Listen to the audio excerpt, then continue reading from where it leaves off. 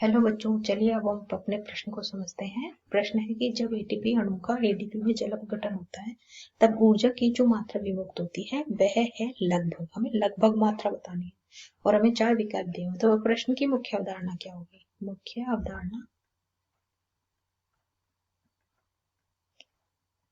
ATP से ADP के अणु के बनने में कितनी ऊर्जा विमुक्त होती है ना?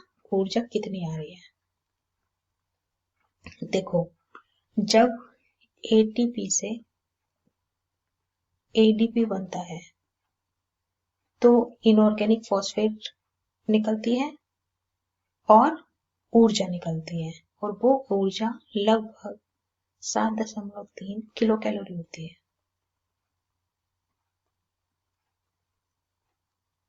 ठीक है, लेकिन अगर यही रिएक्शन किसी जीवित कोशिका में हो तो उसके अंदर एटीपी से एडीपी, वही इनऑर्गेनिक फॉस्फेट, लेकिन जो ऊर्जा निकलती है वो लगभग 14 किलो कैलोरी निकलती है। ठीक है, अब देखो हमारे जो विकल्प हैं उनमें हमको सब में कैलोरी दे के रखा है, तो पहले हम इस 14 किलो कैलोरी को कैलोरी में बदल लेते हैं।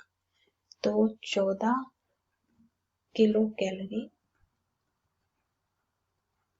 को हम जब कैलोरी में बदलेंगे तो कितनी हो जाएगी? 14,000 कैलोरी।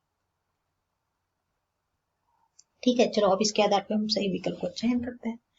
पहला विकल्प है 120 कैलोरी, बिल्कुल गलत, इतनी कम ऊर्जा नहीं उत्पादित होती। बी विकल्प कहता है 1200 कैलोरी, ये भी गलत है। सी कहता है 12,000 कैलोरी, ये बिल्कुल सही है। और डी कहता है 1,20,000, ये भी बिल्कुल गलत है। अब हम 12 इसलिए ले सकते हैं क्योंकि इसने हमसे लगभग की बात की है, और 14 के लगभग में हमारे पास 12,000 ही आते हैं। ठीक है, तो हमारे प्रश्न का सही हल क्या होगा कि जब एटीपी अणु का एडीपी में जल अपघटन होता है तब उसमें जो ऊर्जा विमुक्त होती है वह लगभग 12,000 कैलोरी होती है।